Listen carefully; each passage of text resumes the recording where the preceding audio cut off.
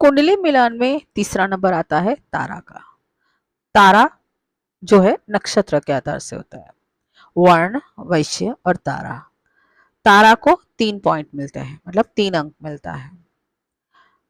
लड़का और लड़की मतलब कन्या और वर दोनों को जो है नक्षत्र का मिलान करना चाहिए, क्योंकि नक्षत्र जो है वो अगर सही तरह से मिलता है तो इन दोनों के अंदर भावनात्मक संबंध, प्यार का जो एक दूसरे के अंदर भावना होती है वो बहुत अच्छी होती है। एक दूसरे के लिए शुभ होंगे या शुभ होंगे, ये भी जो है तारा गणित से पता चलता है।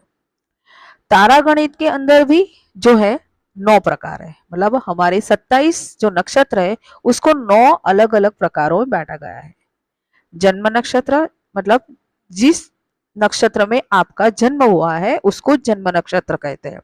फिर विपत नक्षत्र, क्षेम नक्षत्र, प्रत्यहरी नक्षत्र, साधक नक्षत्र, वध नक्षत्र, मित्र नक्षत्र और अति मित्र। ऐसे 9 जो है ऐसे क्रमांक दिए हैं। जैसे आपने नक्षत्र देखा है उसके 3 पार्ट बना दीजिए, मतलब 9 इंटू जा 3 तो 27। ऐसे 3 अलग अलग 9 9 9 के करेंगे और आपका जहां पे जो नक्षत्र है उस वहां पे आपको जन्म नक्षत्र लिखना है। फिर दूसरा आएगा संपत नक्षत्र, ऐसे आपको जो है लास्ट में अति मित्र तक लिखना है। अब जन्म नक्षत्र से लेके अति मित्र नक्षत्र किस तरह से काम आता है वो देखिए।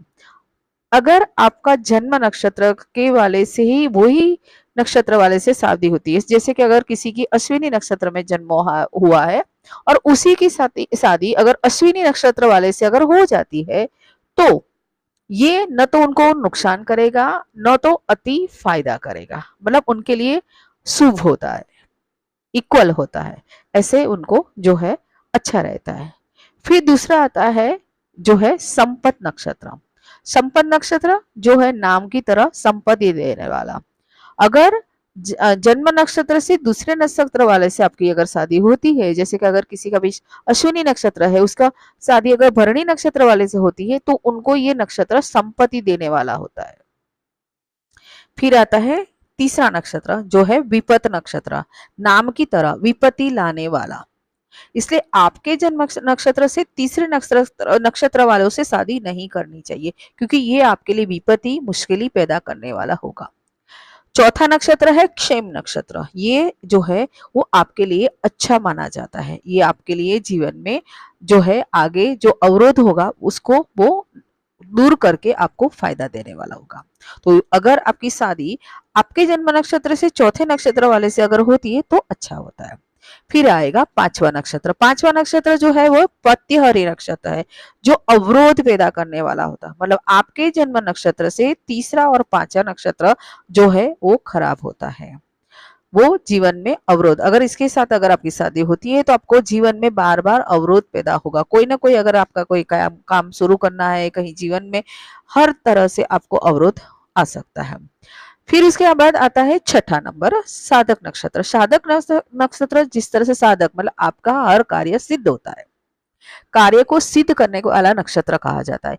अगर आपकी शादी अगर जन्म नक्षत्र से छठे नक्षत्र वाले से अगर होती है तो वो आपके जीवन में कार्य सिद्धि करने वाला जो है आपका स्पाउस बनेगा। फिर आएगा सातवां नक्षत्र, वो है वध नक्षत्र। वध मतलब आपको पता है कि किसी का हमने वध कर दिया, ऐसे हम बोलते हैं, तो मतलब उसको खत्म कर दिया ऐसे बोलते हो। तो वो आपके जो कोई भी कार्य है उसको वध कर सकता, उसको नुकसान करने वाला होता है। इसलिए आपके जन्म नक्षत्र से तीसरा, पांचवा और सातवां नक्षत्र वाले से शादी नहीं करनी चाहिए, जो बहुत ही खराब नक्षत्र है। फिर आता है आठवां नक्षत्र जो है मित्र। मित्र की तरह है जैसे कि शुभ फल देने वाला नक्षत्र। आपने जैसे कि अगर देखा है कि मित्र क्या है, हम शायद ऐसा भी होता है कि कोई कोई बातें हम अपने कुटुंब में नहीं कहते, अपने फ्रेंड भाई के नहीं कहते, लेकिन अपने फ्रेंड्स को कहते हैं, तो ये मित्र का भाव आपकी जो स्पाउस हो गए उनके साथ होगा। फिर नौवा जो नंबर आता है वो है अति मित्र नक्षत्र। आपके जन्म नक्षत्र से नौवे नक्षत्र वाले से अगर आपने शादी की तो आपके लिए वो मित्रता, अति मित्र का भाव रखेंगे, तो अब वो दुनिया का सबसे अच्छा मतलब अच्छा पात्र बन के आपके सामने आएगा। ये हर क्षेत्र में आपको शुभता देता है। तो इसलिए आप अपने नक्षत्रों का तारा चक्र बना लीजिए और यहाँ पर जो मैंने बताया जे 9 नाम, जैसे जन्म नक्षत्र, संपत नक्षत्र, विपत नक्षत्र, क्षेम नक्षत्र, पत्यहरि नक्षत्र, साधक नक्षत्र, वध नक्षत्र, मित्र नक्षत्र और अति मित्र, ऐसे 9 9 9 करके लिख लीजिए। फिर आप देखिए कि आपके लिए कौन सा नक्षत्र शुभ है, क्योंकि ये जो नक्षत्र का काम जो है मैंने बताया, ये सिर्फ शादी के लिए नहीं, वर वधु के लिए नहीं, लेकिन अगर आपको पार्टनरशिप बिजनेस करना है, आपको कोई नया काम शुरू करना है, मुहूर्त देखना है, कोई घर लेना है, गाड़ी लेनी है, आपके साथ अगर कोई पार्टनर्स बिजनेस करना चाहता है और बिजनेस के अंदर आपका जो फ्रेंड्स है, वो जो पार्टनर्स है, वो किस कौन से नक्षत्र है, अगर आपने वो जान लिया है तो आप उसके साथ अच्छी तरह से अगर काम करेंगे तो आपका बिजनेस है जो नुकसान भी नहीं होगा, क्योंकि उनमें लिखा है कि अलग अलग नक्षत्रों के अलग अलग फायदे लिखे हुए हैं। तो आपको अगर पता है कि आपका जो बिजनेस है पार्टनर से, उसका नक्षत्र अगर 7वां है, तो आप पहले से ही जो है सावध हो जाते हैं। सावधान होके आप जो है वो उसके साथ बिजनेस की डील नहीं करेंगे। इसलिए सिर्फ और सिर्फ वर वधु के लिए नक्षत्र के सिवा ये हमारा जो है ये मुहूर्त में, अच्छे काम में भी जो है ये नक्षत्र को देखा जाता है।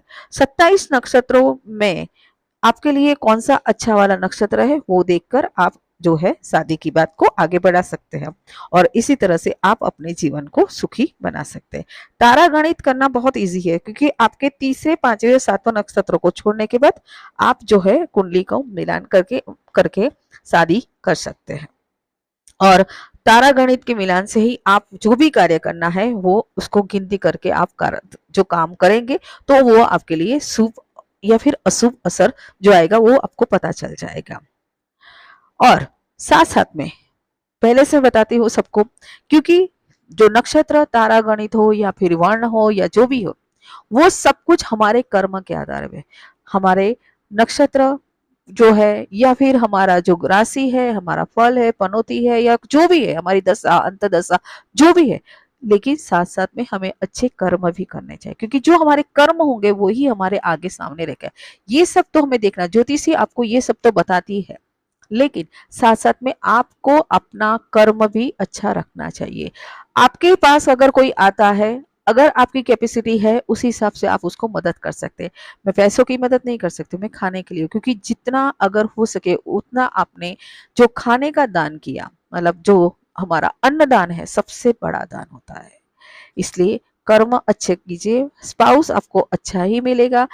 जो है जो कुंडली मिलान तो जरूर करना है, लेकिन साथ साथ में ये भी करना है। अपना बहुत ही ध्यान रखिए। धन्यवाद। नमस्ते।